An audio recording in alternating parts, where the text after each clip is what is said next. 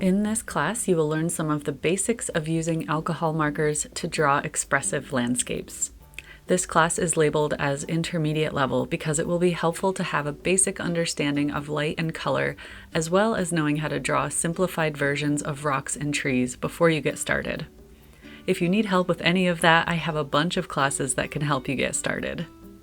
I'll share my knowledge about marker supplies, including papers and sketchbooks, different types of markers and pens, and insights into why I chose my supplies, which can help you make informed decisions. We'll start with some basic shapes and grayscale markers, gradually building up the complexity. I'll share lots of tips for layering and using markers in a creative way. My broken color technique is ideal for expressive landscapes. Then we'll move on to color using a limited palette, until finally we put it all together in the final demo.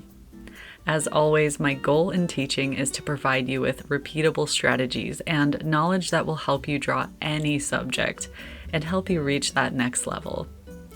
So grab your supplies and let's get started.